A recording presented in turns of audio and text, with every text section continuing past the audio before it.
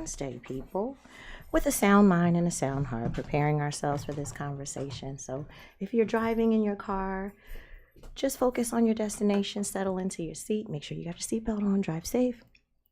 If you are home or wherever you are, just try to soften your gaze, allow your eyes to come to a gentle close, settle into your space, and take a nice, deep, cleansing, healing breath in through the nose.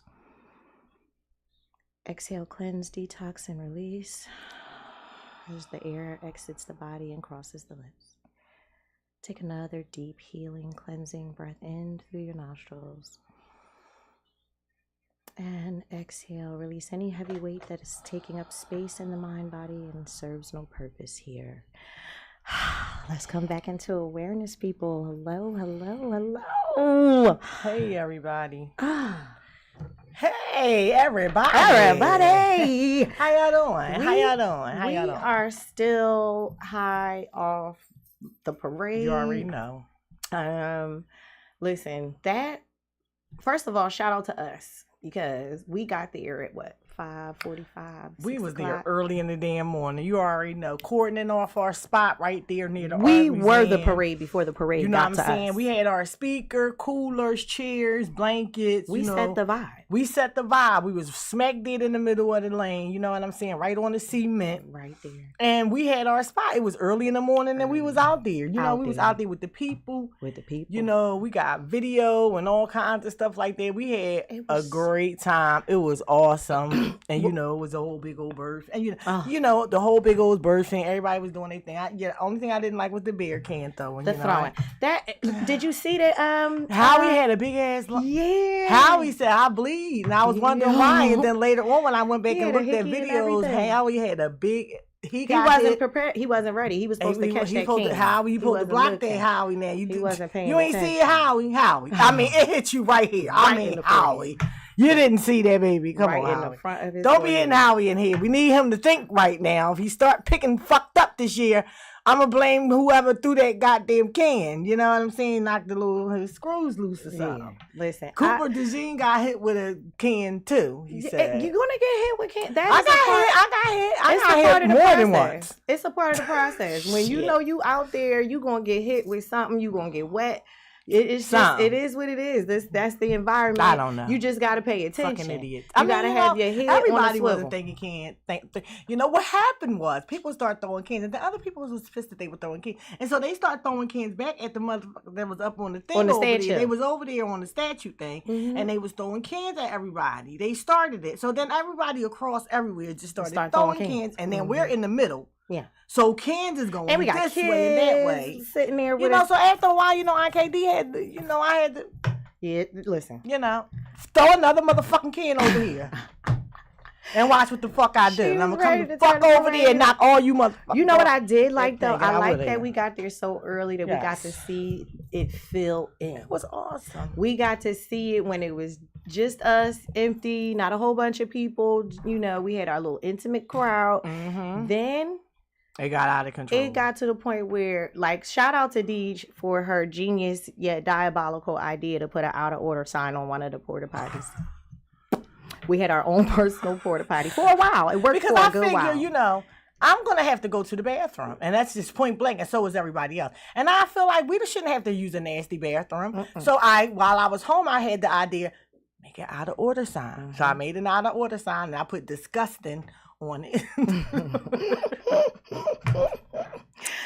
And so we had our own porta potty. We had our own porta potty, but then it got to the point where you really, you know, it was at your own risk that you leave the spot where we was at, because even Chef got lost, and he's tall. And he could see us through the crowd. Like, we had to. How you get lost? Because your sense of direction is boo. No, it was like crowd. That's why I told my kids, do not move, because the thing is, even when you gotta remember where you was at. No, and then you just go so that way. That's all. Remember where you was at, and just you can. You can just go back the way you can. It was so bad that I literally had just seen Chef, right, and I'm like, I see him going like kind of like too far away from us.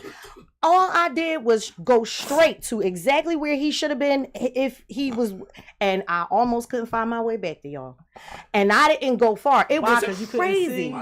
Because it's like I couldn't see. Once I got down. Yeah, I had to make DJ see, stand that's on why the cooler. You gotta remember. You see, so he could you gotta see remember the spot.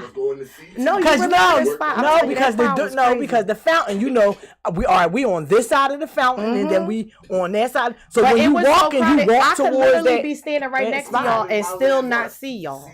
C2. I knew where the fountain was and all of that. That's why I was able to find my way back. But it was crazy. Like at one point, I literally was standing right next to y'all and still couldn't see y'all. Oh, I don't know. Because like, when I left, I found my way. I stopped walking away to go to the bathroom. I found my way back pretty fast. So I was scared to go. Because once I tried to just walk straight and got lost on the way back from just straight, I said, nope, I'm not.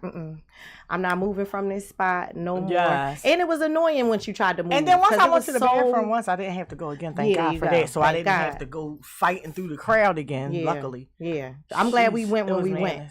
Because it was just like, it was no way. Like, it was so crazy. But what I do love about the parade, there were some, small incidents. I didn't hear about them while we were down there. But it just was so much love. Like, I had so much fun. Oh my God. Like you literally the hospitality made friends with we got people. I got two new little white nephews. We adopted a white man and his son. Nephews, Kevin and what's the other one? Kevin and Mark. The baby name was both of the boys was Mark Kevin. Mark and Mark Jr. Oh, yeah, Mark. Kevin and Mark, yes. And Mark Jr. Yeah. We had a great time. Great time. The weather. That was crazy. It was cool. Nicer in the morning. In the morning, it seemed like in the afternoon it started to get a little bit chilly. Yeah, I'm like, what the hell? But me and Nelly wore our furs, so we was ready. Child. I doubled up on my fur, then I had my eagle jacket under there. So this way, I was able to take stuff off because the last parade, I got sick. Everybody got sick the last parade, for real. Because I was like, I ain't doing that this time. It was so cold that day. But the last parade, I think it was colder the last parade. Yeah, it was. And I wasn't prepared like I was this time. I was prepared this time. I think I was overly prepared. Yeah. And I had on a lot of clothes then too, but then I was sweating, taking stuff off, putting back on. When it's cold, you can't be doing that. So, I am just so excited for our Eagles. It was. Man. It was just a great to see that they went all the way after all the. And I kept telling y'all because I know y'all better go back on them old podcasts and look. I told y'all we was gonna win the Super Bowl. Don't play with my. Now gut. I will say that you said I told in the beginning we going to the Super Bowl. I was like, oh God, Deej. We was on air. I was like, don't find my ticket. Don't say that this soon. Don't jinx us. And you was like, nope, I'm telling you, we going to win the Super Bowl this year. And the season had just started when you said that. Yeah. What ticket? So in the beginning of the season, I went to FanDuel. Oh, you bet. Yeah. And I bet on the Eagles to go to the Super Bowl. That sucks. And I don't know where my ticket's at because I didn't do it FanDuel on the computer, on the app. I did it in the casino. And so you I done moved around so much. Yeah, and I got actual paper ticket. And I really don't know what it is. So hopefully one day when I'm just we're gonna keep positive and looking through stuff and it just pop up. I think it might be like $1,700 or something. It's gonna turn up. I can use that. If you wanna pop up now. Cause you predicted that early, man. You really. If you want to pop up now, I tell y'all all the time that she's a witch, and she predicted it early. See, it's just not. I'm not a witch. She's Raven. That's so Raven. No. I just be having like really good, and then I be having dreams. I told Nelly, now. I can't help if I have a dream. Premonition. And then the dream, something happens. That happened in the dream, happened in life. There's nothing I can do about that. The dream was showing me. She sees vision. What was about to happen. That's all. And I had 2 of them. Championship game. And I guess the other one was the Super Bowl because I don't really know. I only remember only one of the dream. No, it wasn't the championship game. It was the Rams game. Mm. I dreamed that one because I remember the uniforms of the Ram players in that dream. The other dream, I just remember us all excited. We won. I don't remember seeing like players and nothing. I just remember being at the stadium and it was an awesome winning feeling. Mm. So that's all. Mm-hmm. And so I said, Nelly. And that's like when that Rams game, right? And I was just sitting there because, like, I already knew we was going to win because I already had the dream that we was going. I love everything about what I experienced being an Eagles fan this whole season. But it was so much fun. This just and you know, now did you experience parade lag like everybody else? I was on Instagram like the day after, 2 days after, 3 days I definitely after, like had 3 parade days. lag. It took me literally like 3 days to get myself together. It didn't take me 3 days because I literally didn't even go outside after the parade. That's what I'm saying. I didn't want to get up out of my bed. I didn't want to. I sat in my recliner, you know, on my spot, feet up. It was terrible. I ain't do nothing. It was terrible. I made my Eagles cupcakes with my Eagles cupcake pens. They came out pretty good. I did that. And what else I do? Cleaned the house, of course. I always clean the house, so it ain't nothing. Ain't even gotta really do too much of that. I did some work because I'm working on some. I'm working on some new stuff, so I did some work. Well, and the parade fell on Valentine's Day. Oh yeah. Which was different for, you know, the lovers because I was in love, city. Love of the birds. And you know what? Shout out to the city because they really made sure that people still were able to go keep their dinner reservations and all of that stuff. So we went to a comedy show. It was Mike Epps' comedy show at the Leocore. Tony Roberts, Mojo Brooks. Mojo Brooks was there. I loved him. Was he funny? Was he funny? Mojo was funny. Mojo was funny. I like him. I love him. I like him. He cracks me up. He's a bastard too. He's going places. I'm proud of him. I love him. But his videos, his elevation from he's not the stuff that he should be saying. He be so emotional behind. Oh my God! Unhand me now. Unhand me now. So that was awesome. So I had 2 things to do, and I don't even know how. Literally, I don't know how we made it to the comedy show, but it was so worth it. The traffic was crazy though. I bet because you know the parade was ending, and then the people trying to get home. They had God, home from work, home from the parade. It was a nightmare. I felt bad for the people who actually drove cars and needed to find somewhere to park it because we Ubered there. And we were in the Uber forever till eventually we was like, all right, like just stop right here. We gonna get out and we gonna walk the rest of the way because you're never gonna get close to the Leocore. We're just gonna walk. Yeah. Now you gotta walk. Yeah. Yeah. Oh, that ain't too bad. It wasn't that bad, but I had heels on. You know. Oh yeah, you had. I wasn't ready. But aside from that, it was an awesome night. The night ended with a lady trying to sell 2 bottles of honey. Shout out to my city. You know, nobody hustles like us, baby. Nobody. And she gonna say, yeah, you know, ladies, y'all need this because your coochie tastes good. Excuse you? Lady, whose house did you steal these 2 bottles of honey from? I need some honey at my house for that tea. Listen, well, you probably would have bought it that night. I would have bought it. Is it closed still? You would have looked at it like, look at God. Damn, I needed some honey 2 for $5. Honey, $7 motherfucking $8 for 1 bottle. She sold them. I bet she did because somebody needs some honey because I need some. Bottles of honey definitely. Come here, honey. You got any more? You gonna have she gonna be your honey booster. Honey boo, that's my honey boo. So that was dope. My son was here. If y'all know, my son is in the Navy. He lives in Virginia. He's stationed in Virginia. So whenever he can come in town is a time. He was out there jigging it, and I got him on video. Oh my God, yes. But it was nostalgic for me and him because he was the only one that went with me the first time we went. So it was dope. And he was little, and he wasn't able to get drunk with his mom the first time. I was drunk up the first time with my kid with me. Don't judge me, judge your mother. Okay. But this time he was an adult, so he was able to drink up with his mama. He was drunk up with his mama. We was chest bumping. It was beautiful. It was dope. It's awesome when you could get drunk with your kids and they're grown and responsible. Yes. Don't judge me, judge your mother. Again. Yeah, he grown, she grown. My goddamn business. He's a sailor. And sailors getting drunk. That you are and cussing. Okay. I think I might have been a sailor in my former life. I think I am in my now life. I can see it. No, I am. I can see it. I know. I'm not proud of it. And moving on. I mean, it's other things that I can be doing than cussing. I could shoot somehow. Yeah. But say I cuss. Yeah. I think that, I like cussing. Listen, I like cussing. Let me just say this because I know people be like, awesome. Listen, it's not ladylike. I know it ain't. Sometimes the masculine side comes out in me because motherfuckers just be getting on my nerves sometimes. And then, you know, and I be trying to be calm and patient and be like, RKD, and just be like, woo-sa, woo-sa.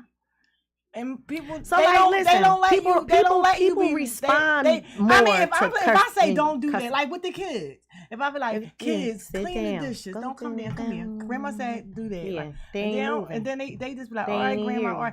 And then I'm like, get the fuck down here and clean my motherfucking kitchen. Then everybody run down the steps. So I don't know. I don't know. Should I not use the best response? I'm just, you know. Cussing is effective and efficient. It drives it home.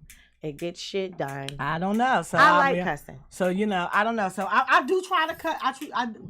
I do try to cut back. My sisters used to judge me like, and my sisters is so funny because shout out to my sisters. I don't have to curse every word. The triplets. Then that kind of is like, oh God. Shout out to the triplets. They know who they is, and they always like, and they didn't used to be cussing around their kids and shit. And RKD come, and I'm like, this kid on my mother. And they be like, you always cussing.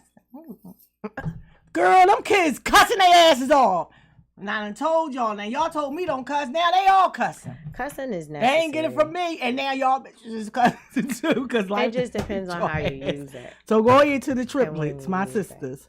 And Kim, I do Keisha, agree, you know, like I do feel like a little less of a feminine lady when I drop the hardcore cuss words. But I don't know. Like what you want me to do? Excuse me for eating, y'all. I got my sugar getting a little. I gotta eat some. First of all, I feel like if you from Philly, I don't know nobody that's from Philly that don't cuss. Mm-hmm. It's a part of our language. My grandmother used to cuss. My grandmother used to make up shit when she cussed. She used to say shit like, this is my grandmother. She be like, I'll knock your ass too short to shit.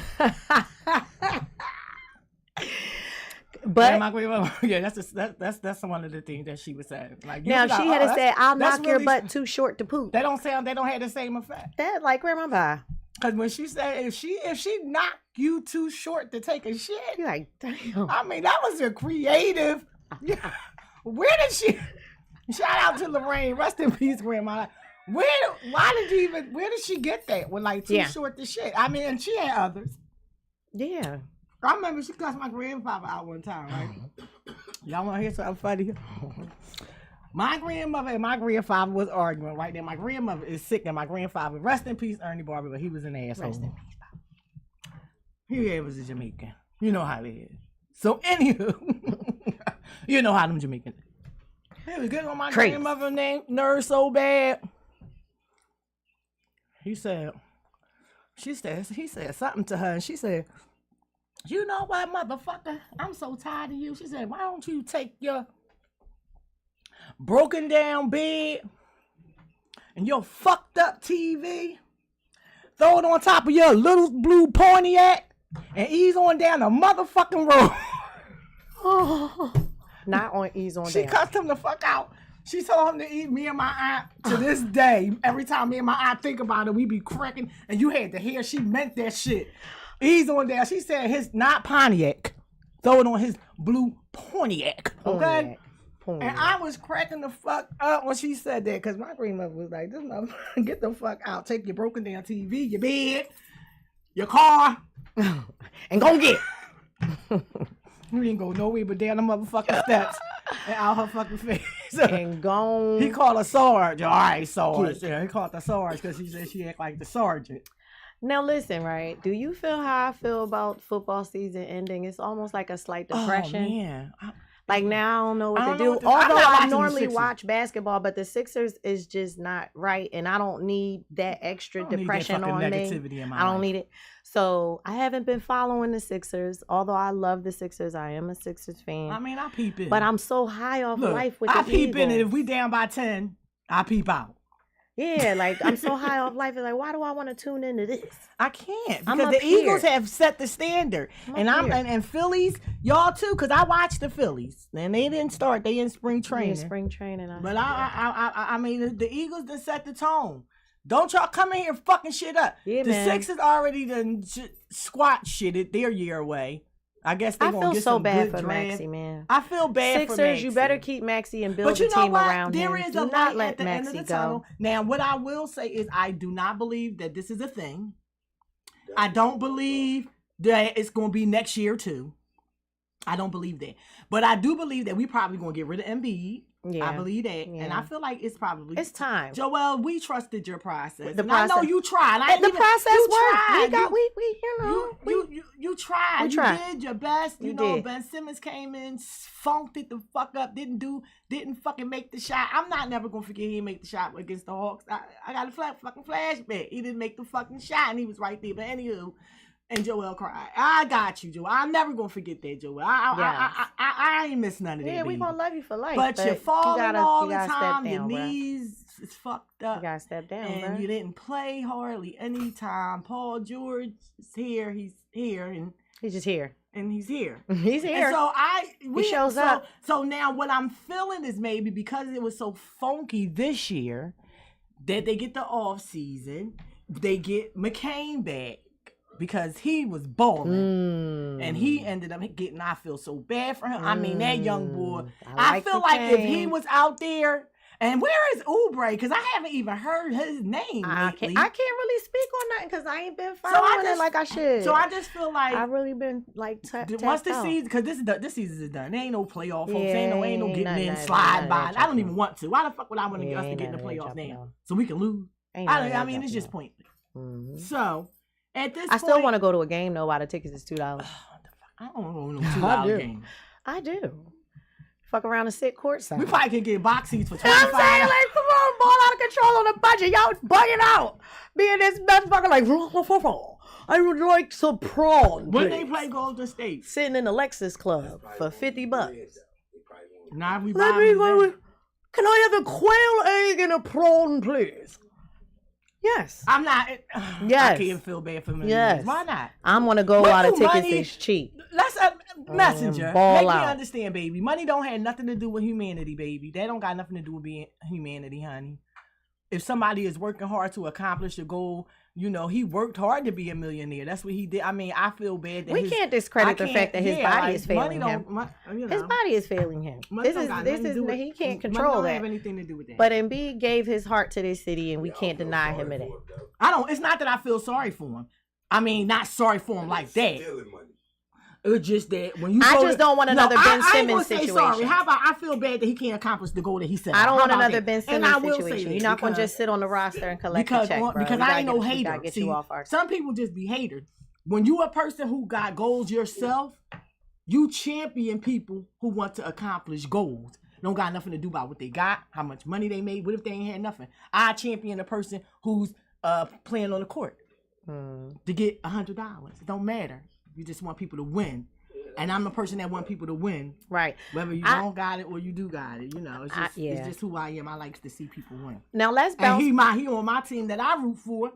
So I want him to win. Yeah, we want him to win. I definitely don't want him to. First of all, I don't want him to go nowhere the fuck else and get healthy and fucking start fucking.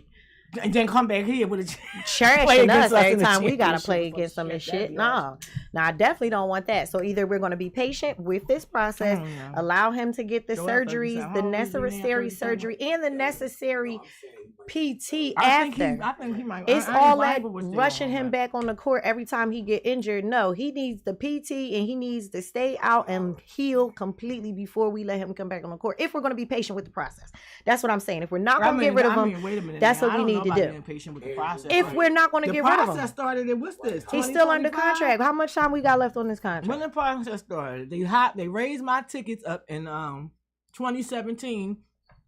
So I'm gonna say the process started about 18, and it's 25, so it's almost 28. So I'm gonna say how much time we got left on the contract. I'm not saying that we should. I'm just saying that if we do, then this is what you're gonna have to do: is be patient with the process. Now, if you're gonna keep them, now if we're gonna get rid of them now. What are we going to pay all the medical shit for? Get rid of him now. Let him get cash out on his whatever, on his contract and go. Go ahead. Joel, I just ordered this stuff off of TikTok, Joel. I just ordered this stuff off TikTok, Joel. You rub it on your knees, and it say it's some kind of gel, chondro Only thing gel. that help his knees is It said He needs surgery. Now what it say? A whole new knee. It heals your meniscus. He African. You think he don't got a witch doctor in his family come over there rubbing the juju on that knee? They didn't try. They going to church, girl. They didn't try. They be going to church. They didn't. They going to church. They didn't slaughter the goat and all that trying to get him. They probably at church. They go to church now. They don't do all that. The white man that scared the fuck out of them. They don't do none of that stuff no more. Most of them. Look, they Muslim or they go to church. So you just go to TikTok, Joelle, from your IKD. Get some of that stuff. I'm waiting. When I come, I'll let you know how it works. Yeah. It says it heal meniscus tears for anyone. A lot of athletes was making it, so you never know. So now let me ask you this.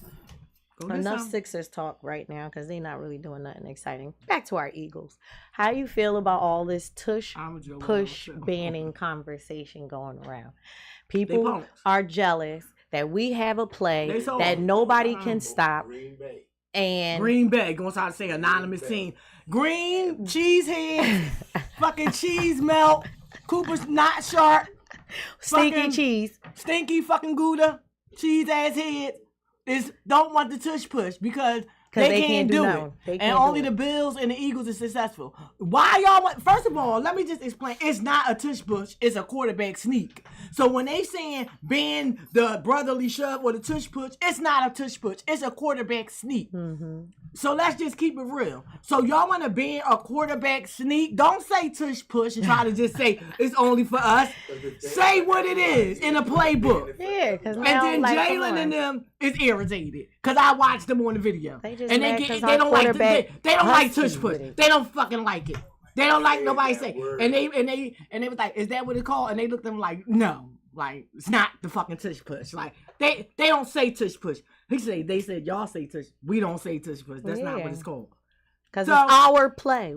That's why we call it. And y'all want everything the Eagles do. Now that we won the Super Bowl, well, we got banned that. If they wouldn't have been able to do the tush push, we got to ban the Philly special. Jalen aired that shit the fuck out. What you going to ban Jalen arm that y'all say he had? Huh? That's what y'all terrible. Y'all going to ban Jalen arm because the tush push ain't make us win. You just haters, Green Bay. They don't like us. No one likes us. We don't care.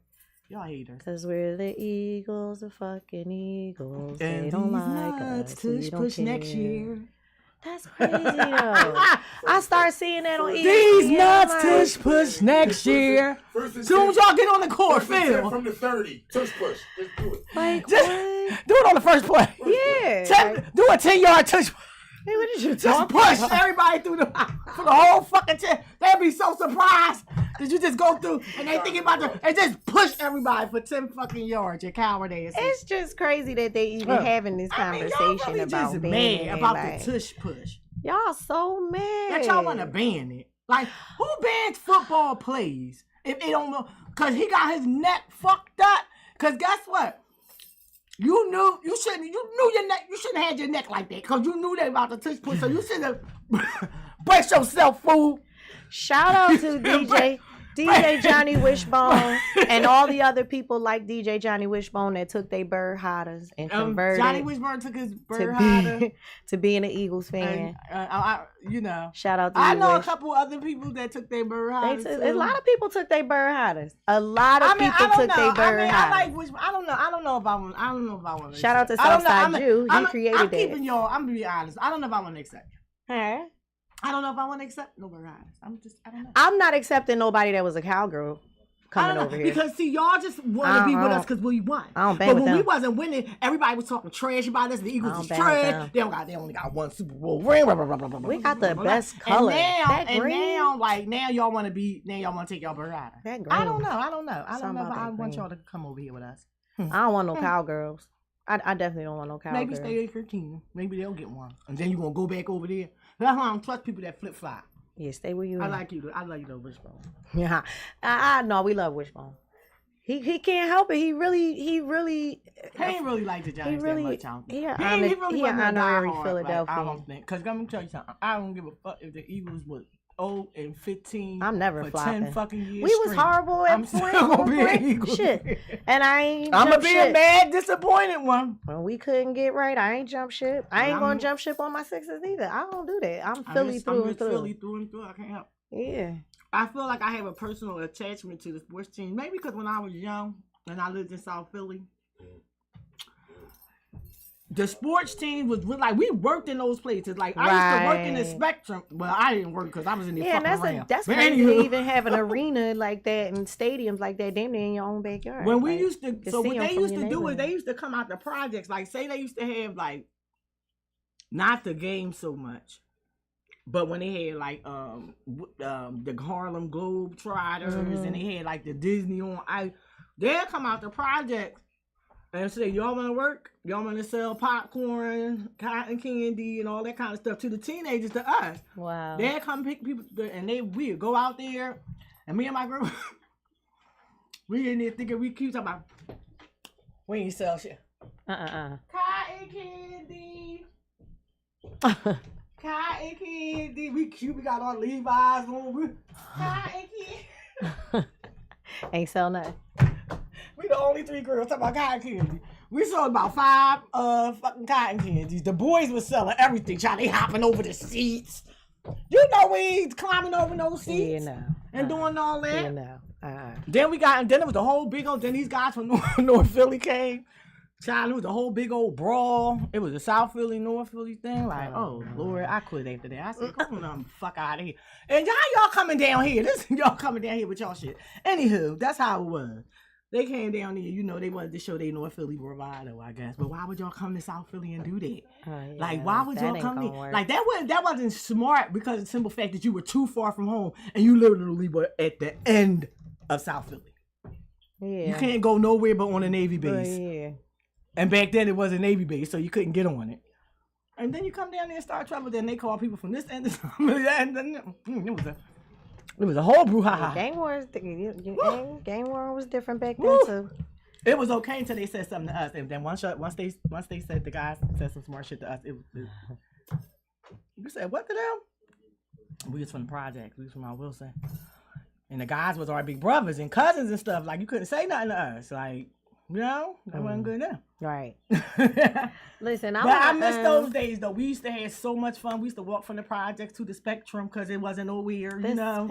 And those is so much nostalgic. I miss the Spectrum. We used to, we knew every crevice of the Spectrum. Me and my girlfriends. We used to walk through that Spectrum in out. We knew all the rooms with all the offices. All the Disney all the on ice 60 shows. people. We I've knew been everything. to. All we had a good time. Those was good times. I was so young. You was a baby shit, cause you 10 years younger than me. No, and then they tore the Spectrum down. It was like, oh, that was man. sad. Yeah, That was a sad day. but to say that we shout out had to the those people that memories- went and got their own. They got some of the seats out of there, and it's people that actually have some memorabilia out of the Spectrum when they tore it down. They were selling the seats and they were selling parts of the floor. I'm proud of. I don't think we really. Nobody was really. Well, yeah, they still climbed the poles. Damn, at the parade. They took them down. They took most of them down. People still found shit to climb. They said, if you don't want us to climb, let's just take the whole bitch up out the grand. Then, But they say warriors. I need to get to the bottom of like, what's up with the pole thing? Come out and play, huh? Warrior, like, what's up with the pole? Like, why? I don't know. How did that become a thing? Like. Well, I think white people definitely created it. That's first and foremost. Because black people, we're just not climbing up on something where now, and we're super drunk. And then when you look down, there's no way to get down. How'd you get up there? And then the people don't catch you. No. Like that boy died. Ooh, that now they that could have was broke terrible. that fall. I ain't even gonna hold. It was a bunch of people. Y'all all wouldn't have got hurt. I'm sorry. Y'all literally moved. They literally separated. Yeah, I would have moved. I would have been one of the people parting the stick. probably Unless it was my own child, which it wouldn't have been because I would have fucked them up wouldn't. before he even I'm got too- up there. I'm too nice. I'm too humane. I'm not letting your dumb ass get up there if you with me. That's Well- first of all. Those kind of people don't have real friends. That's starting Where's there. your friends at? Because who let you get up there? Even when you say, "Oh, I'm going Where up, is your bro." friends to catch you when Your you got friends are down supposed to be there? like, "Bro, I don't think that's a good idea. I We're ran all at the fucked up." I ran at the Spectrum. I thought I was going pro. Oh, that's what's up. You was doing track and field. That was decent. The Spectrum Listen, was a raggedy. it was so raggedy, but that was ours. But we loved it. It's definitely white people stuff. Like, and you know, so we loved it. And it's sad because it's like, why? And I don't know. Like, I don't get it because we're not going to tear up the city. We're not going to tear up the city. The fact that when we have our parades, they actually board up the windows of the stores so that people don't loot. Like, that to me is not celebratory. Like, it's not necessary to tear your city up. And then when the dust settles down, we ain't got nowhere to shop. Right. Now downtown is closed. Because y'all didn't like. But now on the flip side of that, when you in the streets a little bit, and you talking about you can come up off something hot. That's the only good side about roofing. I don't know what y'all waste all Somebody that be like, yo, I got put all that energy got into these like MacBooks or Tai Chi or learning some self-defense mechanism in case some shit go down. For real. You be paying attention? I'm just saying. But anywho. What? Y'all want to be out here shooting at each other and doing all kinds of other dumb shit. Oh. Do dumb stuff. Was we talking about that? Because you know I got a little bit. Shout out to the young man who was injured when saving his little sister when the plane crashed here in the city. Oh, I don't know if y'all heard about that. His name. Philly actually had a actual plane crash, like right damn near on the boulevard. And this young man survived a head injury from a piece of the plane. He saved his sister life. And he saved his sister's life. And he survived. And he's doing well. So shout out to that. Yes, and AJ Brown went to visit him. Yeah. He's living his best life now. Visit from, AJ he is Brown. living his best life now. Literally. And that's awesome. And that's a fine and honorable young man that said he thought about his sister like this plane ain't about to. And when he woke up, he said, "Is my sister alive?" And then he said, "Did we win the Super Bowl?"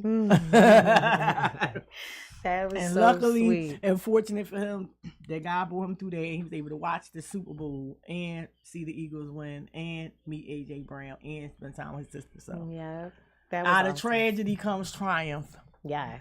And that's how sometimes we have to look at things in their perspective in life. Yeah.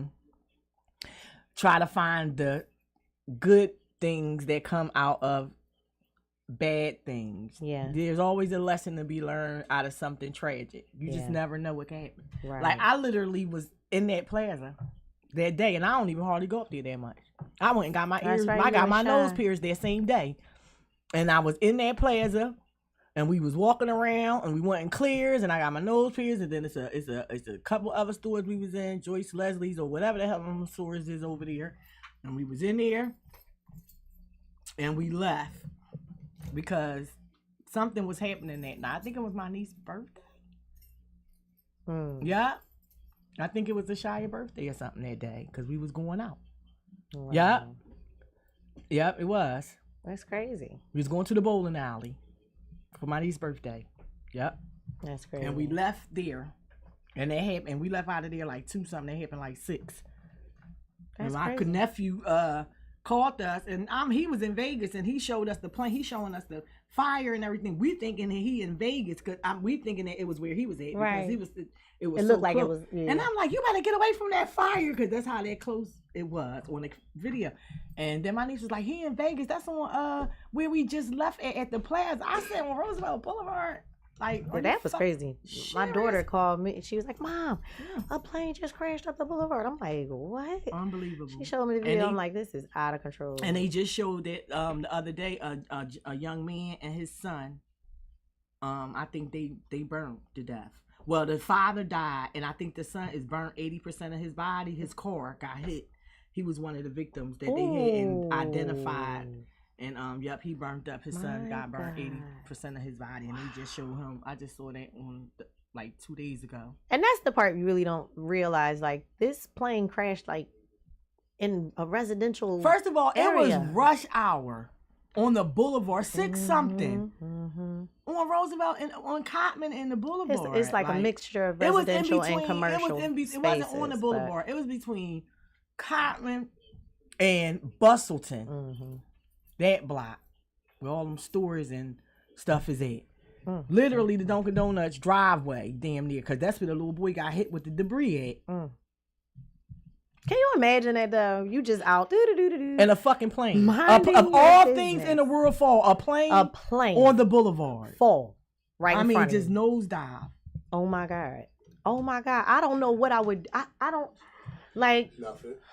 You gotta Being just be fucking frozen shocked. in total shock. They said there was body parts all over the hear place. nothing. Pieces of the plane flew all over the place. Like you sitting in your car and all of a sudden an arm fall on your windshield. All you hear, I don't boom, even hear that. And you see a head on Probably your hear windshield. What the hell? Because you're not listening for it. You don't hear it. You listen. No, people said they heard noise. They heard the plane. You gotta falling. hear that plane falling. That Yeah, gotta they sound like a heard missile it. coming and They breaking heard the it. sound barrier. And then they heard the boom, like, Mm-mm-mm. cause it came down like a Something like that. You don't even have the time to get out of the like, way. I feel of. like that. Somebody that was intentional. You don't have. That's Oh, what you I- can't get out of the way of that. Somebody did that.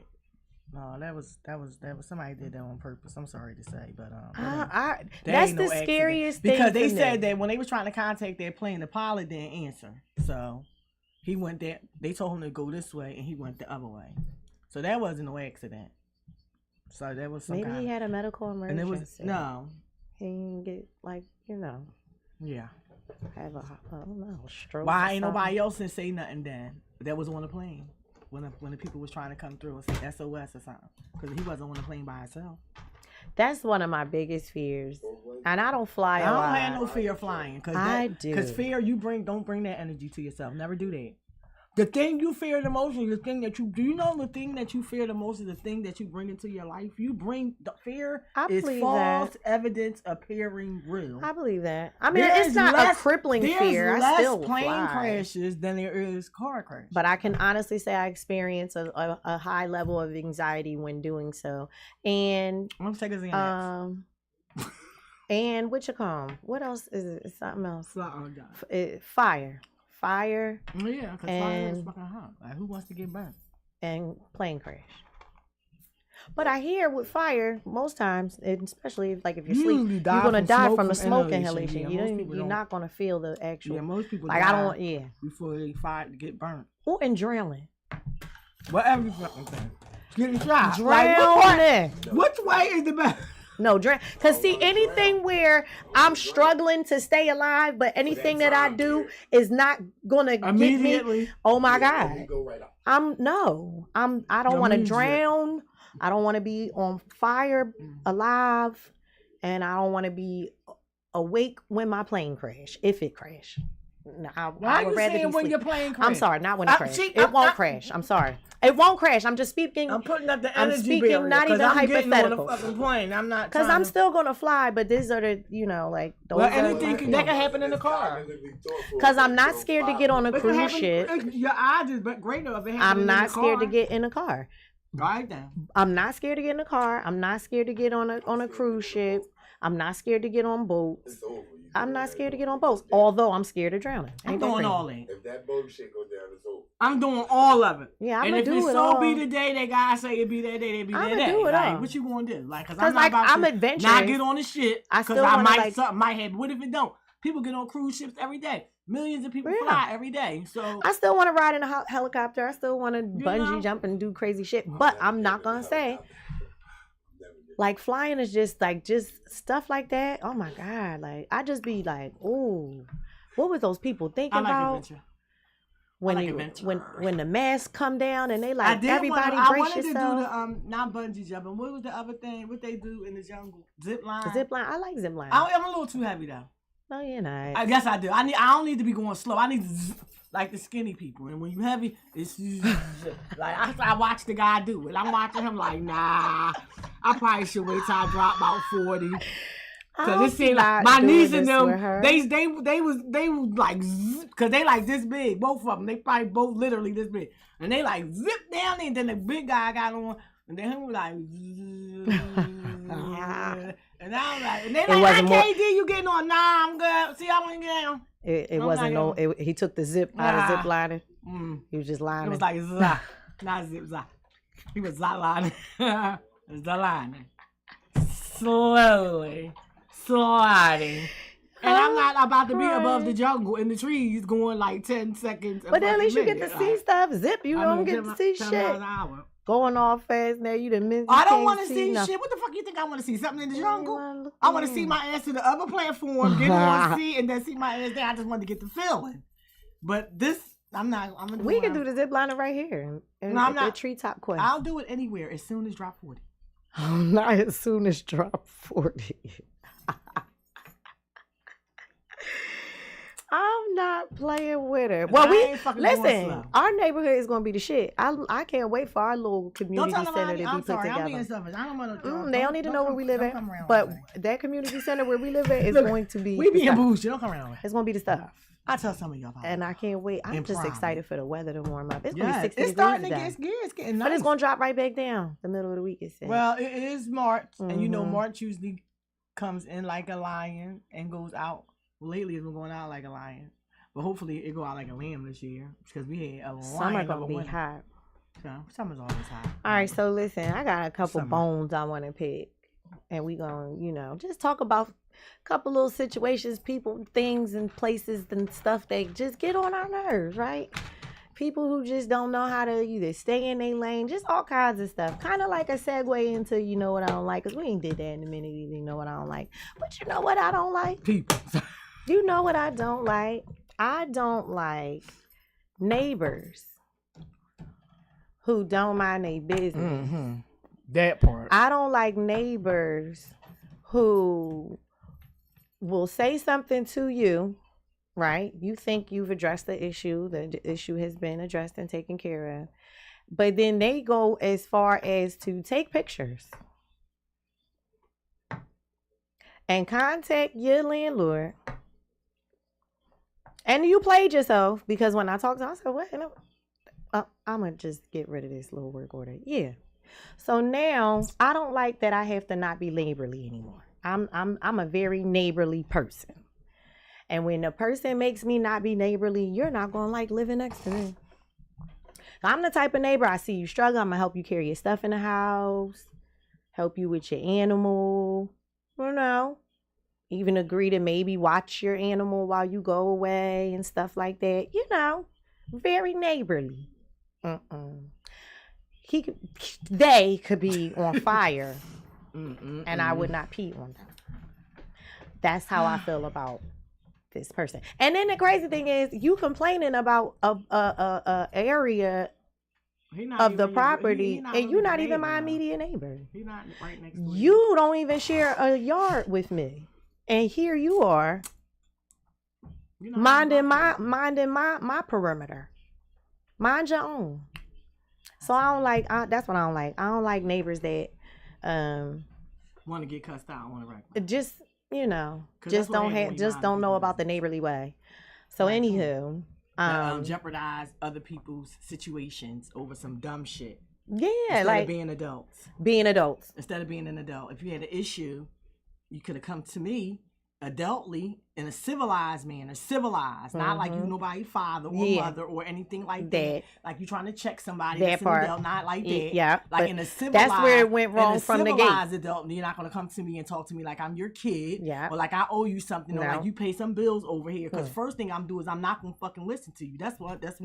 I'm gonna turn around and walk away. And then if you keep talking, then we gonna have a problem. And that's why I'm not really like a neighborly person, because I had bad experiences when I was young. When I was a young girl and I had my own place and my first place, and people was jealous, and I just had really bad experiences with neighbors. So I'm not really a neighborly person. Only Boo, Robin, Sims, I love her to death, Williamsport. Other than that, I don't really do neighbors. I speak though, right, and be courteous and shoot the shit with you. You know, if you how you doing, especially if you are elderly. Most of my neighbors, like on Wilton Street, my neighbors was elderly, so they was cool. You know what I'm saying? But I don't really fuck with people because people ain't shit. And so the less you know about my business, and you don't need to know what I'm doing over here, right? Unless my package come on your step. Or your package come on my step. Yeah, now you can't. I'm not even looking out for your package. No, but I'm just saying in general. Right. I bring you your package. That's basic. Basic neighborly shit. But we probably not gonna hang out. We probably not gonna come to cookouts and all. We probably not gonna do none of that. None of that. Yeah, no. Yeah, I can't. You know, you can't trust people. I can't. You know what I'm saying? People, believe people. Like, when people show you who they are, believe them. And I just feel like, I have a very small circle as it is. I don't really, fuck with a lot of people. Yeah. My circle is very small. All my people, all my friends and everything, they've been friends with me since we was kids, young. Right. I don't really got, like Drake said, even though I know that's like a Drake thing. I don't really got no new friends. Right. I mean, you know Nelly, you know y'all. She I'm don't just count saying me for the because most we feel part. like we've known each But other. I'm just saying for the most part. I know it don't apply to me. I don't really, because I don't really fuck with people like that. Like, I really don't. You really got to be like, I have to really be around you, get the feel of you. I'll probably be around you for a minute. So I really can get to see if you really who you is or you on some other shit. Cause I'm one of those people that I ain't gonna lie. I will go ghost, and it don't got nothing to do with you personally. Yeah, I'm keeping it honest. I have a tendency to do that. I will go ghost. It don't got nothing to do with. I think I get in my bag sometimes, and I just don't call nobody. Yeah, that. It don't got nothing. And me and my best friend, and the thing I love about my best friend, we can do that shit for months. Yeah, and then be like, and be the right people back. that get me get it. Because that's just who I am. And if you know we ain't had no beef, right, and I ain't had no problem with you, and you ain't had no problem with me, and I go ghost, it ain't got nothing to do with you. That's just me. Yeah. That's just who I am. I always like to tell people. You know what? Like, you never call. I mean, if you just transferring negativity sometimes too. That's like if I'm not in a good headspace, or like, cause me too. We overthinkers, right? So my brain is always working, always thinking, always. So sometimes that affects my mood because now it's just clutter. That's one of the reasons why I have to be diligent more about my practice of yoga. I have fallen off. Just the stress of life, you know, and when I do yoga, I like it to be peace and quiet. I can't have that when I have, you know, other people living in my house. Everybody's on a different schedule. Like it's just, you know, and my mom, she wear hearing aids but still can't hear, so I can't get in that meditative space. It's like you gotta have a quiet place where you can. So now it's like I haven't been practicing like I normally practice, and I feel it, right? So for me, right, the kids be at school. I would have to, but even that's a struggle for me because I like my space. Right. You know what I'm saying? You don't want to have to leave your space to do it. That's the whole thing. Right. You understand what I'm saying? So, well, I mean, like I'm do yoga in the middle of the night. It's something. I have to find some type of Well, I wake you up. You know I'll be up. Yeah, something. I gotta figure out something. I wake up like 4 o'clock. I wake up 4:40. But I'm saying that. Yeah, I'm saying that to say like, you know, I often shut down because of that. Because now here's another thing that I often take on as an empath, other people's shit. So if I got a lot of shit going on with me right now, and then you call me with your shit, now I feel heavy. I feel heavy because now I'm carrying the energy that you transferred over here. And I'm big on that too with other people. So if I know my shit is heavy, and I already know my friend might be going through something, or even if you're not, my shit just heavy, and I don't want to put this on you. I'd rather just stay in it and sit in it and deal with it, you know, with the people that live in my home at least, because those are the people that share my immediate space with me. But outside of that, it's like my girlfriends know, Camilla and Raimi, like they know you. Like we the people that I'm closest to are the people that I have the most in common with, even if we're still opposites in a way. It's just the thought process. You know, like I have real grown adult women friends. Like I don't like clingy girlfriends that just be like, "Oh, I'm so upset because you ain't call me enough, and we don't talk." If you don't go and get our own lives, like people got kids. If you don't go on and get, and then when you young, you hang out every day. You then say you do answer the phone, but you know, life is happening in the background. Now you trying to tell me some shit. I'm constantly yelling at the dogs, my mom's talking, the TV's on, I'm watching a movie, anything. So now it's like, no, I have friends and a circle of women around me who we all have lives. And when we get together, we cherish that time. When we talk on the phone, we might be on the phone for hours, and that's cool. But I don't need no weekly, every daily update. Fucking annoying. That is annoying. And I mean, if we're adults, and this is my thing, like if you're doing something in your life, you don't have time to call nobody every day and see what they doing. Because what is you doing that you can call me every day? You know what grinds my gears? Hearing an adult person say they bored. If you don't find something to do. I'm never bored. Let me tell you something. It's I might be fidgety, like, okay, I gotta get up and go out and go do something. But bored? There's no way you can be Me bored. and sleep is best friends. I won't even fall asleep. If I can sleep somewhere, I'm never bored. I promise you. I love to sit still because I just feel like my brain be on a little treadmill, and it never stops. And Nelly, she bored, go to sleep. I be sitting. Y'all, I'm a fanatic. All I do is sit and think about ways to make money.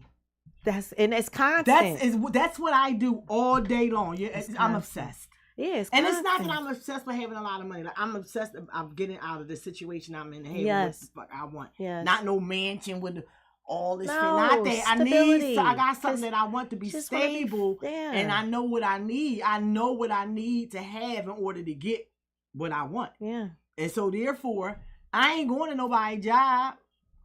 That ain't happening. And that's the hard part, right? You really have to have the mental. You gotta be so disciplined. Fortitude. You gotta start. You gotta think to do it. You gotta think like So I watch this. I watch a lot of stuff, especially when it comes to the stock market. Content creators that make money doing different things, and it's a thing. It's a phrase. It's called millionaire math, and it's just simple. If you create something for like $10, something that people really want. I'm not going to say like, cause we sell our t-shirts and we sell our stuff and all that. We make, we make money doing that. But I mean something consistent. Mm-hmm. Like you see these people, like whatever you're knowledgeable at. Say Nelly. All right, Nelly want to make a 15-page yoga guide on how to do the first Vinyasa, ain't that the whole thing? Vinyasa. The whole, right? Mm-hmm. So say she want to show you all the steps from the first Vinyasa. Now, you're a person who don't really like to go out, prefer to stay home and do things alone. You see this little manual, it's teaching you how to start yoga, how to get yourself in tune, the things you need to do. You're talking about like them ebooks that people exactly. Yeah, now, I see a lot of and I have purchased a lot of people. I got 150 fucking people's ebooks. So if you think about how much money that person made on how many people purchased that ebook, if you have if you get a $10 ebook, and 100,000 people buy that ebook, you just made $1 million. That's crazy. And ebooks, people will buy. Just think about social media being an outlet that's unlimited. Right.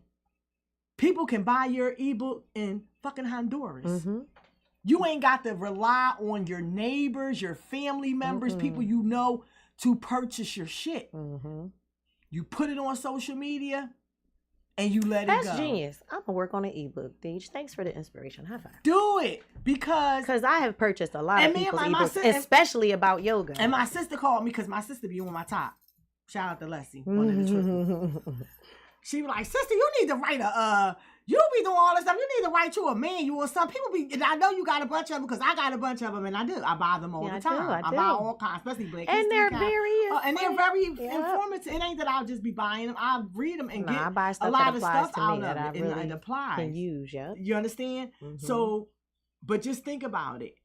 If I bought it, and then the guy that I was watching to do the millionaire math thing, he straight up showed you his shit. He went right to his spreadsheet and he showed you when he started with his first books and how much he made that and when he got to his $1 million. And he made $1 million and it wasn't a year. I'm going to sit down and do it was not even in a year. Because that's genius right there. Because why? Because his audience is the world. Yeah. Yeah. And there's millions of people in the world. Yeah. So your number one thing is marketing that. Getting it. Yeah. Getting it. Y'all heard what Wallow said the other day. What did he say? He said, market, God, and then marketing. Say it again? God, and then marketing. Oh. Okay. Well, and if that wasn't the realest thing he could have ever said, coming from people who are successful in what they're doing. Just think about it. When you say, we laugh at it and say, God, of course, God is the highest of all things. But then his thing is the influence of marketing. Because everything we purchase, everything we buy, all the stuff we like, all the things that we watch on television, everything we use. Somebody marketed that to us. They had genius ideas to get it out there to us, and we bit. Yeah. We took the bait. So if you get marketed, and he said when he was in jail, he used to watch the commercials.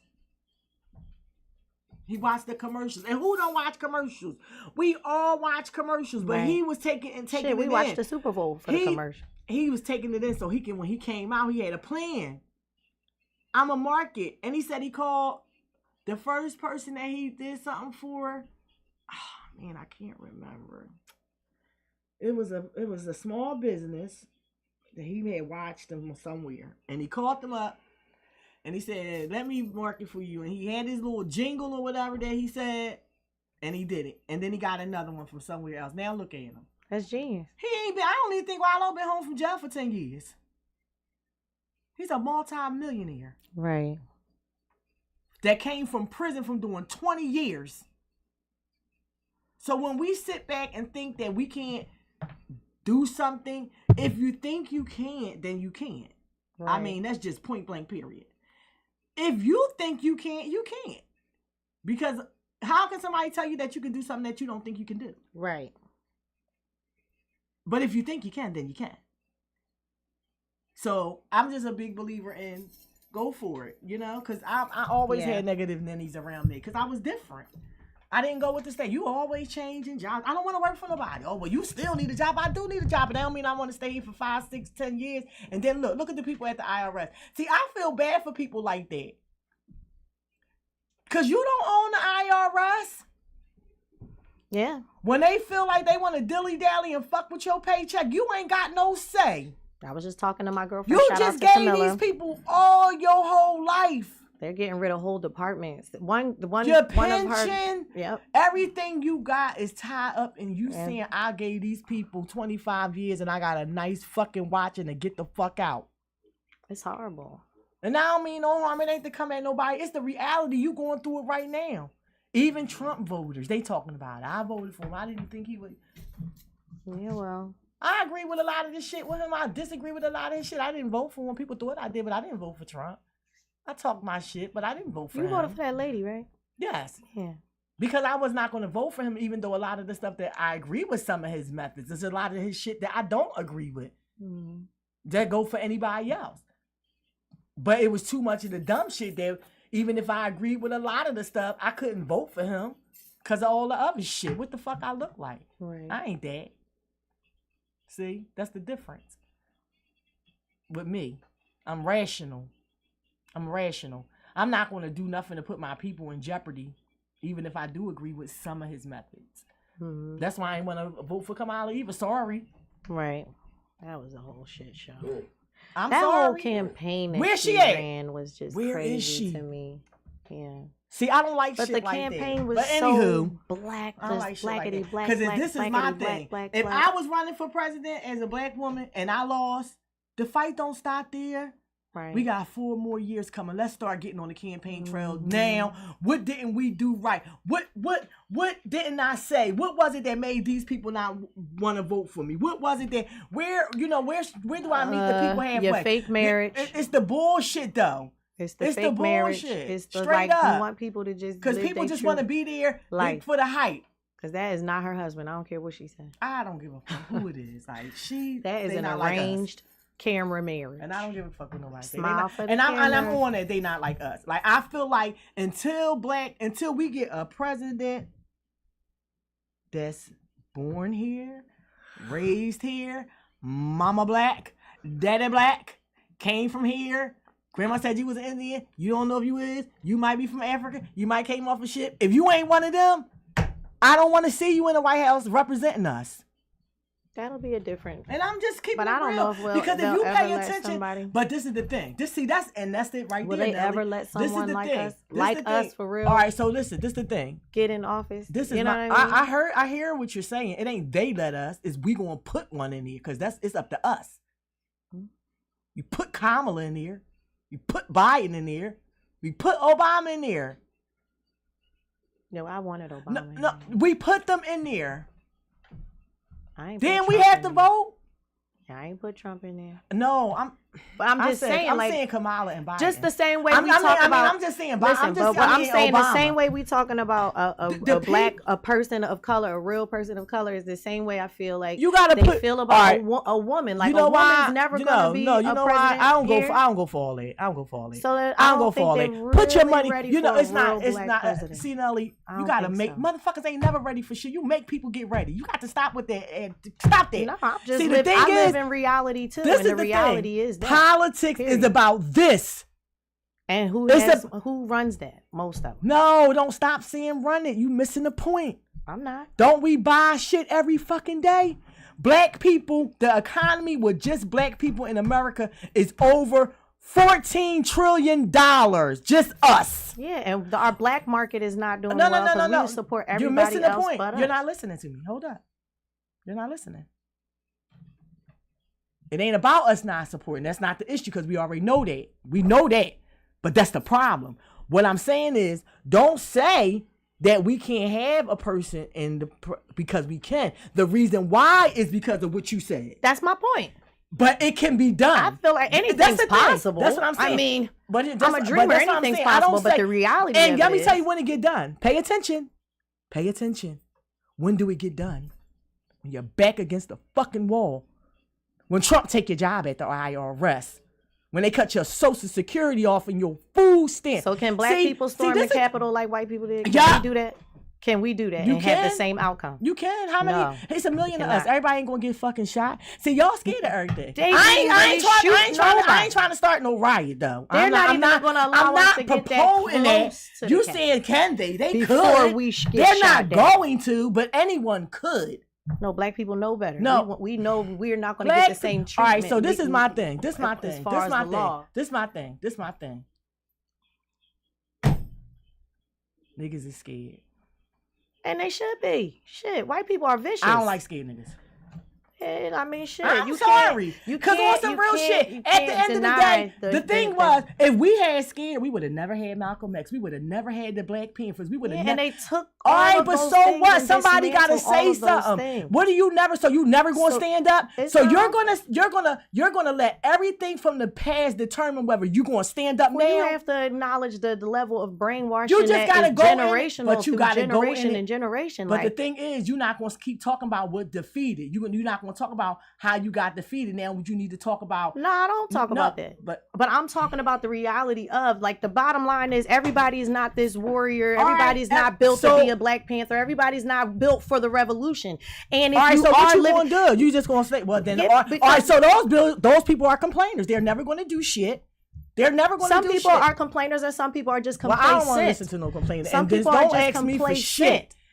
And some people are complacent with it. They would rather, and there's a lot of people that had that mentality. Like, I don't want to make a bunch of noise. I just want to live my life, get my job, and retire from my job. And that's the average Black person, and that's how come we got 0.001% of the wealth. There you go, and that's my point. So that means, because what I'm hearing is you're just saying we should just continue to be cowards. I didn't say that. That's what you're saying. What the you're saying is. it. You're not. You're saying that. You're not saying that, but that's what you're saying. You're saying we should just stay home.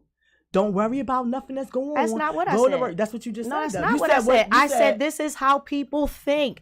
This is how people think. Right, but I didn't say that's how I think. Why do they think like that? I'm the minority in terms of certain things. Why? When I think about, listen, if I just base it off of my family, and I'm talking about everybody, my paternal side, maternal side, and I come from a very large family, the predominant thought process of Black people is to go to work. This is what we were taught. Get a all right, good so job. When they take your job, where are you going to work at? But guess what? These same old people, hold on. My aunt had to learn a very hard lesson when she gave all her years of her hard work to the parking authority, who we hate and despise. And they fucking fired her, and she wasn't able to get her pension, her retirement, none of that. So here's the breaking of the chain. So that's why I say I never said that. You're putting words in my mouth, because I broke the chain, because I'm not fearful. This is why I am a business owner. This is why I was a general contractor. Hold on. So we encourage the people. We don't get them doubtful views. No. If you're like that, you don't like-minded people. I'm not here to try to convince nobody of nothing. Because what I I do know, you're going to learn by example. So I don't have to tell you nothing. You're going to come to me for the knowledge, because when you see me moving away and you see me living a lifestyle that you want to live, then you're going to come to me and I'll give you all that you want to know. I'm not going to do that. I'm later. not here that's on no revolutionary If you going on a journey with me, either you going on a journey with me or you fucking not. Because when I get up and you ain't coming later. And that's fine. I'm not trying to convince anybody. That's what I'm saying to you. We gonna because go together. Even when I stepped out on faith and quit my jobs to start my businesses, do you know how many family members had something to say? Why would you do that? When I gave up my Section 8 to buy a house, my family members was like, "You're stupid. You should have kept it. You should have this." So I'm telling you from my own experience, yes, there are so many people that are so bonded by fear that they would much rather have a consistent paycheck, live check to check, struggle and complain than to get out there and step out and revolutionize their life. Those is the people that don't say nothing. You can't say nothing. Like, if you're not going to do nothing, then what are you saying something for? Because see, that be the problem with the people for me. If you're not going to do nothing, what are you going to do? You just stay home and shut up. And most people do. Is why but I'm saying to you, they don't. They probably will get a black president. They don't. Because those same black people they don't stay home and shut up. You know what they do? Auntie and Uncle Ruckuses, and they not gonna vote for no black person. Because some black people don't even like black people. No, what they do is they hold animosity against other people who don't have their views to stay home. When another black person is trying to teach them something. See, that's the problem. Because you keep trying to teach people that don't want to be taught. Oh well, I'm a teacher. I didn't just come here for me. Yeah, but that's like trying to teach a class full of remedial kids how to be doctors. Because somebody, out here. I feel like people if you send out a message in one person, if you get one person, wasting your breath. No, if you get see, that's the one thing I'll never believe. Because then you end up being the one upset. Like, I'm talking to these people, they ain't listening, they ain't want to hear nothing I got to say. That yeah, because you talking to people that don't want to be taught. Ain't you here with me? I'm like-minded. All right, then. That's why I'm saying that's the difference. But it's never that's why we can have it's never a waste of breath. This is what I'm saying. When I'm saying things, it's never a waste of breath because you never know what like-minded person I might have reached. It might be 200 I didn't reach and one I did reach. I'm good with that. No doubt about it. So I'll never think that nothing that I say is in vain.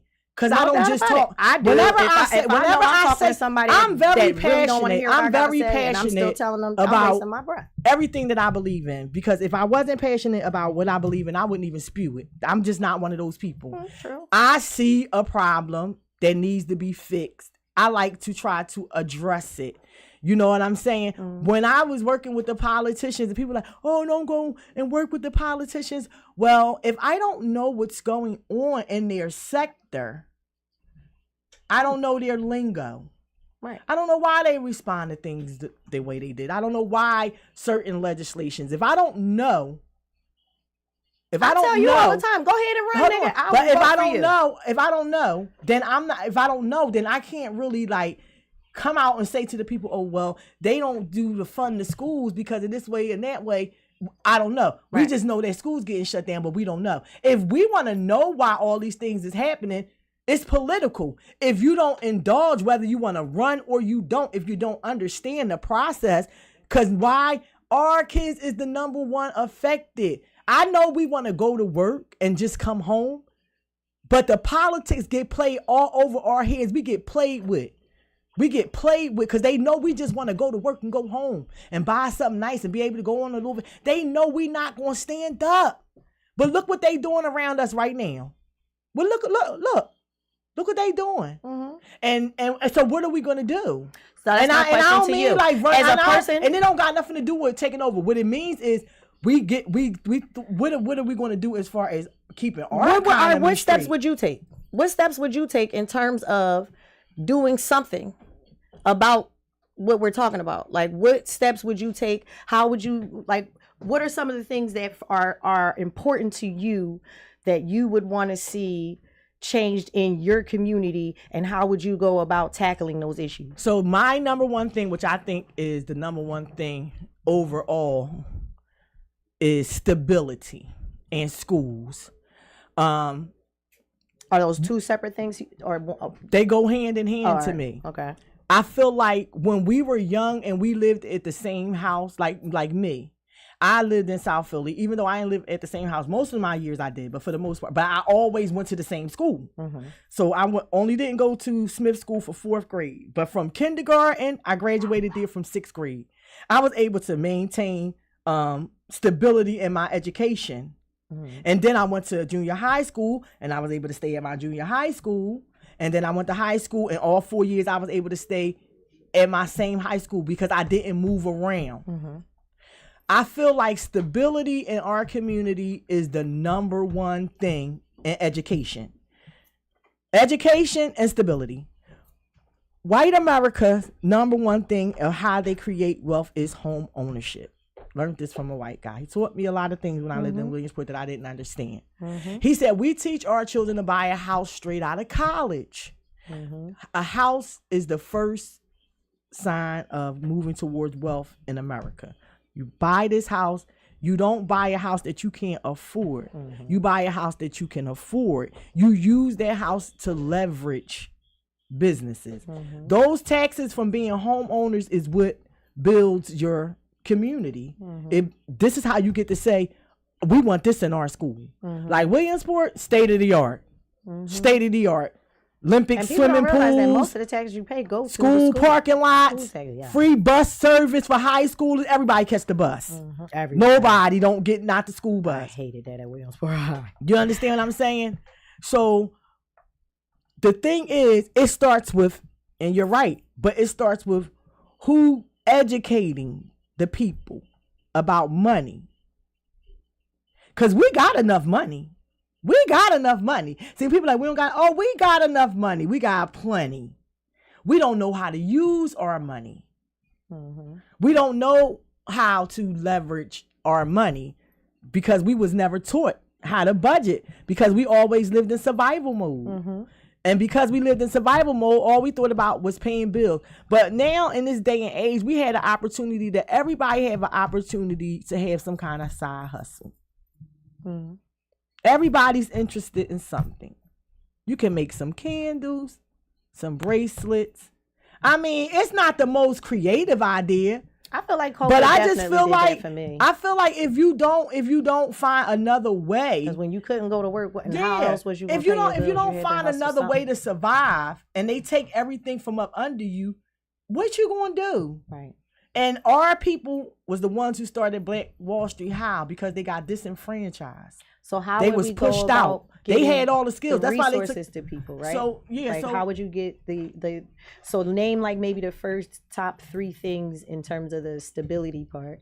And you said home ownership. Yeah. What else? So first, people need to have lessons on finance and how to save. So financial literacy, home ownership, and maybe one more. And then learn about taxes and learn about your local government and learn about zoning. Yeah, homeschool too. We could do that. We could actually talk about even having our own, starting your own charter schools. You know what I'm saying? That people is doing it every day. Starting your own education so you can be able to implement some of your own curriculum into what the children's learning.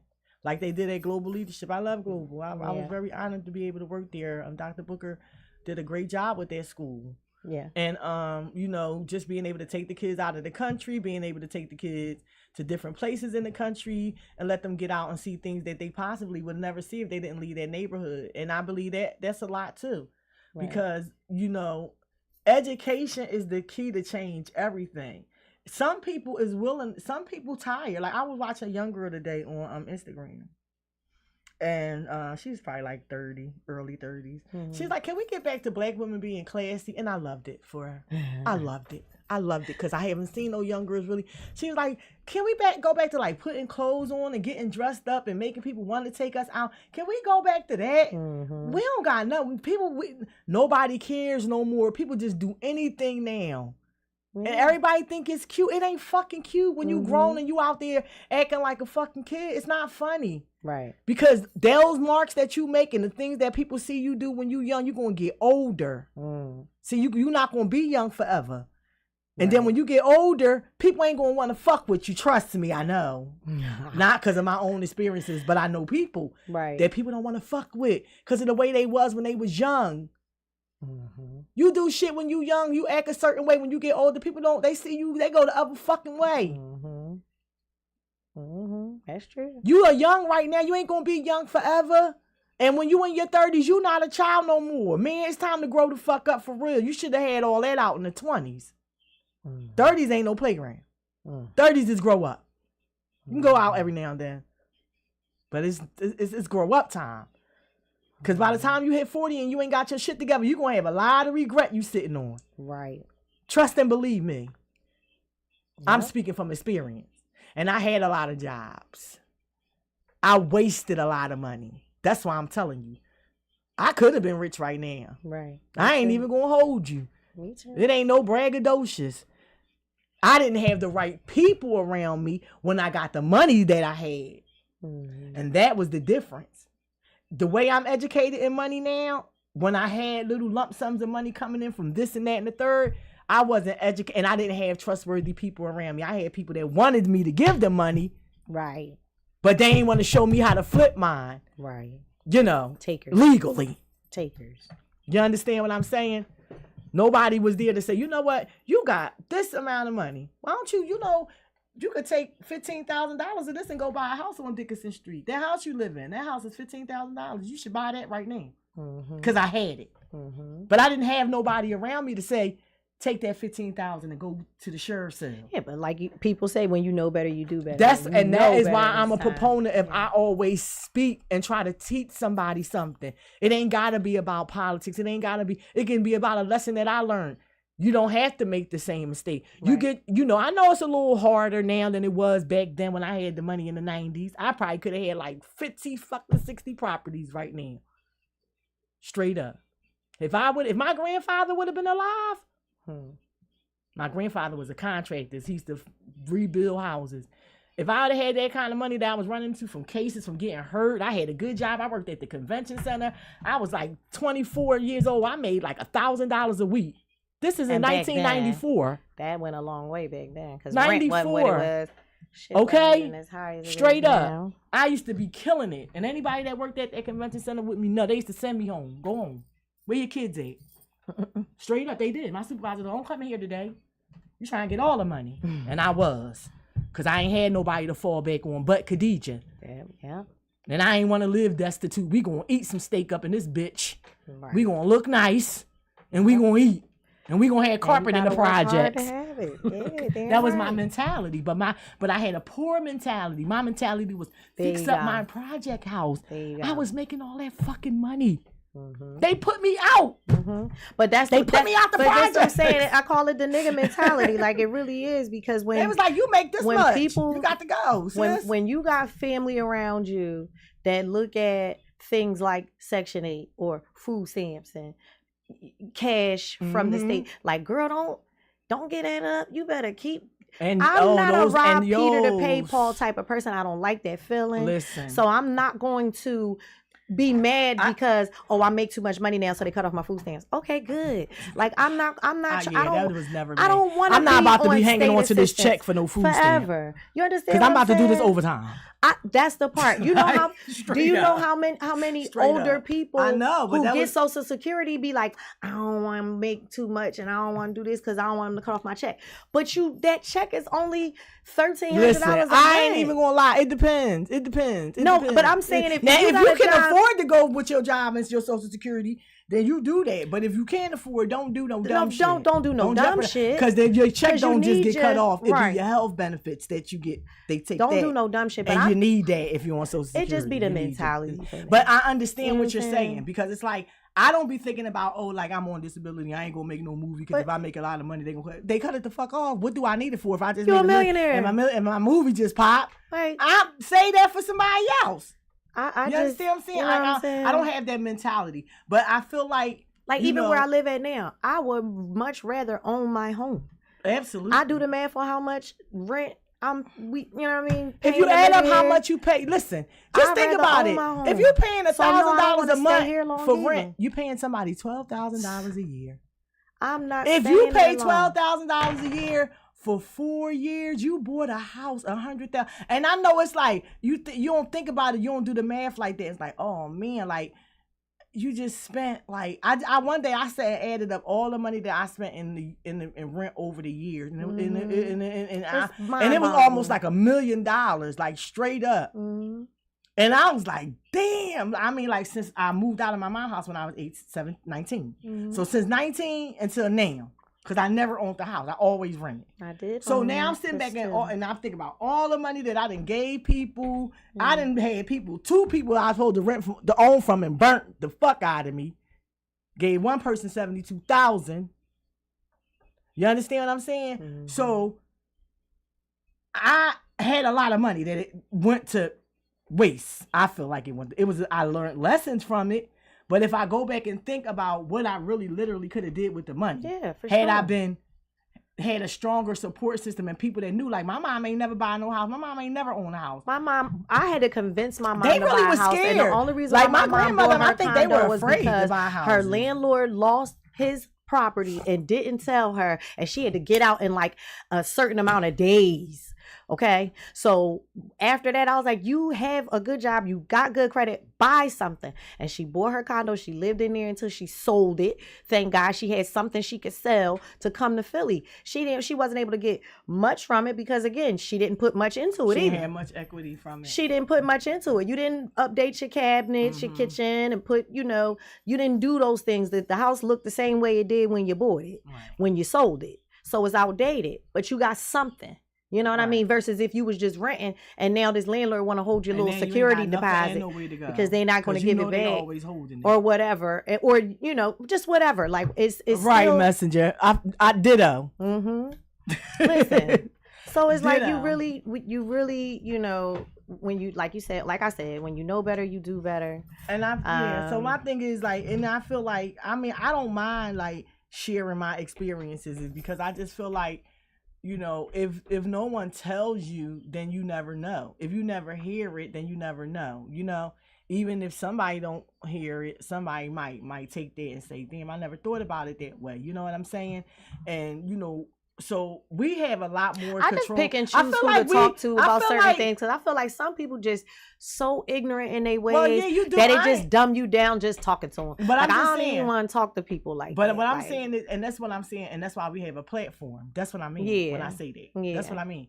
Because I ain't got to go out and say this to a stranger. Go back and watch the show. If you come back, exactly, and that's my point. You understand what I'm saying? I feel like having a platform and being able to get people to think different, and think about your future now. Especially you young kids. You young kids, go out there and get yourselves some insurance policies right now. And get turned. If you don't know what you're doing with an IUL, don't do it. I'm an insurance agent. And it ain't no easy test. Trust me. So I'm not just talking off the top of my head. I'm an insurance agent licensed in Pennsylvania. If you don't know what you're doing with an IUL, you don't do it. They're good for things. If you have the money to put in one, they are absolutely a great tool. But if you just need a regular insurance policy and you want to do something for your family and save some money, I would suggest you get term and you get yourself a money market account and you start saving some money in it. $2,500 in a money market. Put it in there. Get your taxes. You got Navy Federal. Navy Federal, theirs start at $2,500. Primerica, the insurance company I work for, you can start putting $200 until you get to. They'll let you put 2 and 2 and 2 until you get to the generation stage where you can start where the interest starts matriculating. But get insurance policy. Get an insurance policy. Because listen, I'm in and don't just get one so you can get buried. But that's the thing. Get a big one. This is the thing that I'm learning from my mom not having life insurance. And the burden that it puts on your family. Something that is supposed to not just bury you. Right. You got that when you go. You're going to have maybe some children when you leave. If you have a house and you own it, there is life insurance that will pay your house off if you die. Yes. It will pay off your mortgage. Listen. Get some. You own a house, you got a mortgage, you get you some mortgage insurance. So your house can be paid off in the event that something happens and your children don't lose the property. Mm-hmm. There are tons of different insurance policies. Yeah. Learn what they are and get you one. And don't be going to get no $10 for every 100. That shit is a robbery. Go, if you in good health, you get you a nice term policy. If you got a lot of money to spare that you want to take your paychecks and put it into an IUL and you can afford to do that, then you can afford to do that too, because that's what rich people do. That's why they don't get charged taxes. I'm going to give you a secret. They take their money and they put their money into an insurance policy called the IUL. And then when they need some money, they borrow their money from the insurance policy.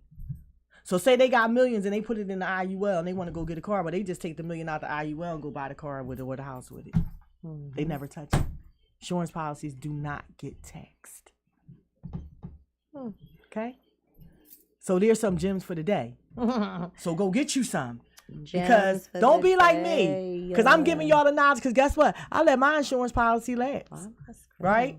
So I let my insurance policy, and I had really good insurance. And I let it lapse. And then guess what? I went into heart failure. And guess who can't get no insurance now? Me. Nobody's giving sick people insurance. You get insurance while you young. Not when you fucking get ready think you need it because you're about to die. No, you get it now. You go get you some cheap term insurance, you might pay $20 a month. I had somebody pay $100, $100-something a month for $1 million policy from me. Get term. A lot of people don't, most insurance people don't tell you term because they more in it for the money. I am more in it for to educate you on how to save your money and do the best that you can so that later on in life you'll still have some money. Because terms do run out eventually. Mm-hmm. That's because it's a term, people. But you're supposed to manage your money in it. That's why it's cheap. Right. That's why it's cheap.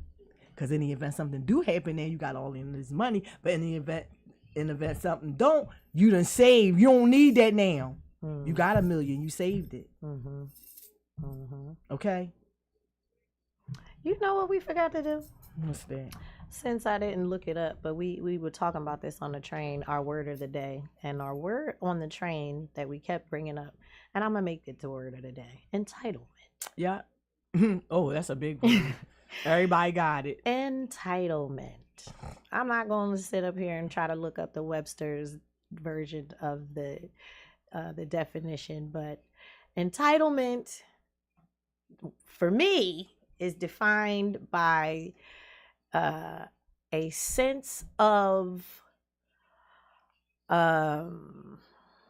having, longing, or being awarded things, whether earned or not. Mm-hmm. You supposed simply to get it. Based on you, just who you are or your status in a certain relationship with certain people or whatever, right? And it's crazy because there's so many different levels to entitlement in terms of the people that I'm having, interactions with, right? Or just like in general. I feel like, or not, I want to stop saying I feel because it's not a feeling, it's a thought.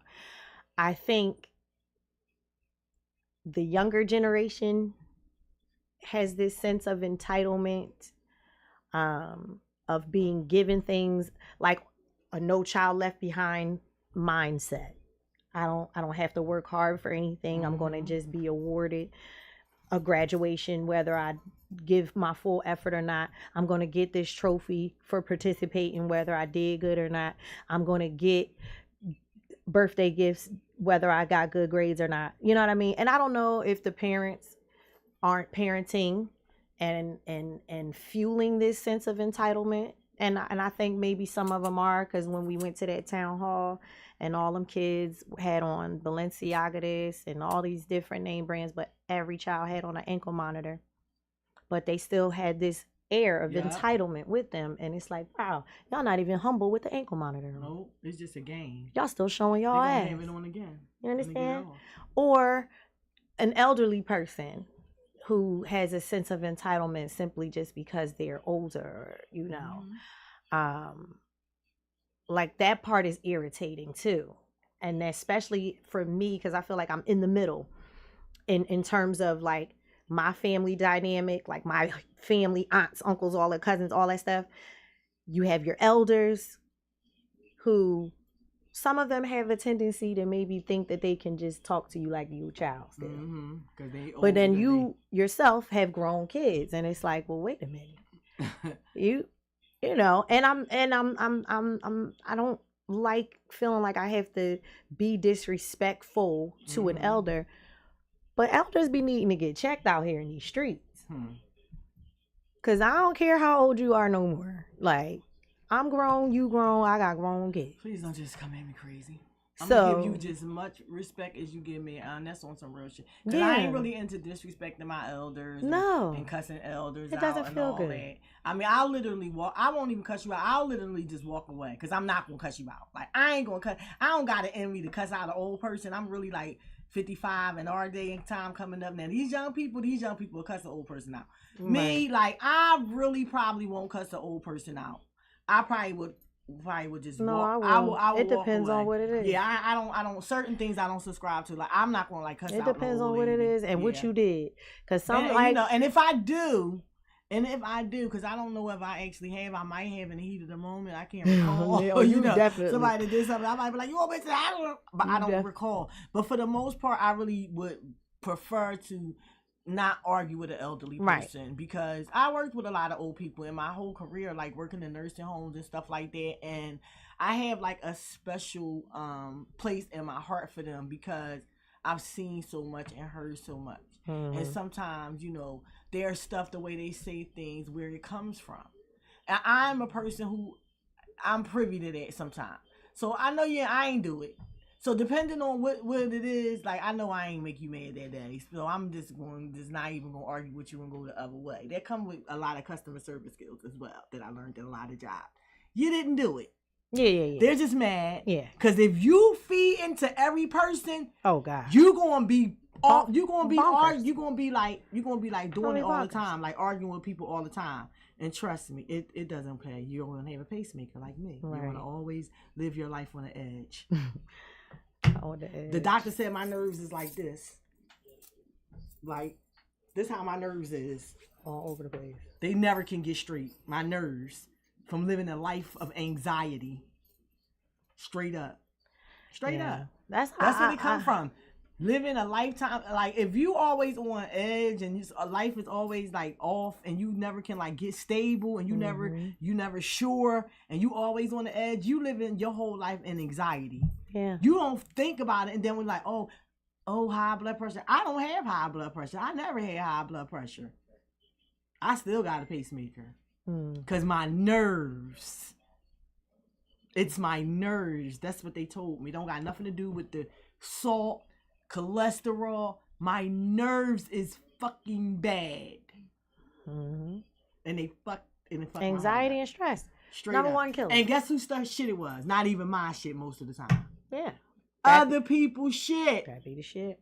That's why I said I that's why I'm in my house in the recliner. Don't, if you didn't call, please don't. I'm not gonna get up and answer the door. Like, I'm not getting up and answer the door. So just before we get out of here, we had a couple major events happen this weekend.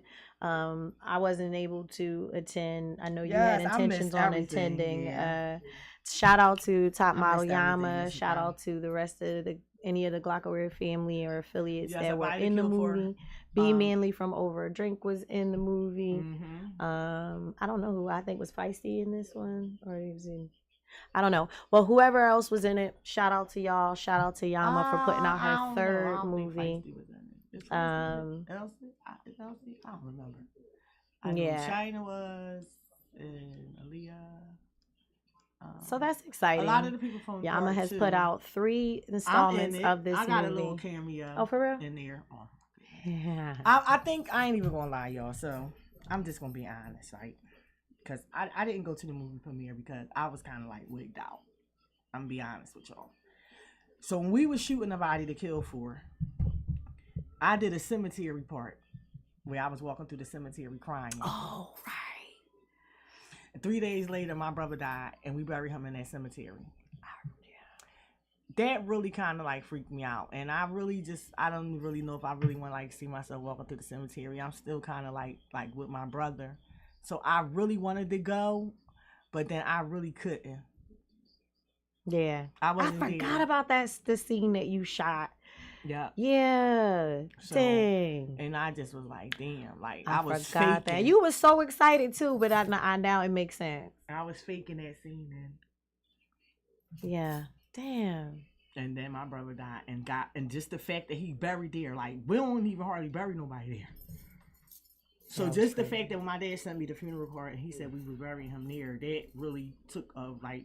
Yeah, so you definitely want to revisit that scene. So it was really hard for me. So thanks, sis. I ain't even realized that. Yeah. Yep, I forgot. So I hope that it was a success and everything. And when it come out on Tubi, I'll watch it. But I really was thanks, Dad. Love you too. It really was yeah, and I feel like subconsciously I didn't think about it that way, but I really been having it. Like I've really been like in a funk these last few days. Me too. And so I don't know what that's all about, but I'm trying to get out of it. And I've really been working. I got a project that I'm working on. And then we got the movie coming up. Mm-hmm. We're going to be shooting our scenes on March the 7th. So any of our actors that's out there watching, don't forget Friday, March 7th from 6 to 9, we shoot. And then Friday, March 14th from 6 to 9, we shoot. We will probably still need more extras. I haven't had a chance to go to the site. I need to get to the site, and hopefully I can get down there this weekend. I'm going to ask EA. Where is it at? It's in some building where we're actually making our own set. Oh, okay. But I need to get there because I need to see how we're setting it up so I can find out how many jurors we're going to need. Okay. We still need jurors. We still want to need I'm playing Miss Grant. I will be a federal prosecutor once in 25 years once I'm for able nothing. to assess the spot where we're having where we're shooting the court scenes, because the court scenes is really like, that's the major scenes that we really need. Mm-hmm. That's where mostly all of the movie basically is, and it goes back and forth from the courtroom to other stuff. Right. So the courtroom is like the major scene, and it's the number one part of the movie, and it just has to be right. It just has to. And it will, and it shall. And so that's that. And was there anything else? Friday. We were at Fridays. TGI Fridays. Yes. Shout out to Toucan. Shout out to Toucan Glockware. I missed Shout out to the whole Glockware family. We were at TGI Fridays on City Avenue for our first of many, I hope, networking brunches. It was a huge success. Yes. Shout out to everybody that showed up, all the podcasters that were there, all the DJs that mixed. It was an awesome time. And the bartender, shout out to the $5 martinis, because it was National Martini Day. Good for the nerves. Shit, yes it is. That's exactly why I'm celibate. Fuck you talking about? It ain't good. It is good. No, celibate isn't good. I know, that's what he's saying. He calls it celibate. He always say celibate because that's what Aunt Kaylin said. Because Aunt Kaylin call it celibate. Call it celibate. Talk about celibate. We are going to bring Aunt Kaylin back probably next week. She misses everybody. She wants to say a few things, catch up with all of us. You know, she been talking her stuff because we didn't invite her back. But she don't need no invite. I feel like she could just show up when she wants to. I'm sure she just be will. acting crazy like I gotta invite her. I don't understand it. But anyway, make sure y'all stay plugged in to everything that is going on here at Glockware. If you don't have the app by now, I don't know what you're doing with your life. Download the app. Download the Glockware app, the Kick app. You can also follow us on YouTube, Instagram, and Facebook. Thank you, Toucan, for this platform and this opportunity. It is your favorite yoga soldier, aka the Yoga Broad, Nelly Yoga, and my sister, Aunt K. Dick. And it's your Think Outside the Box crew.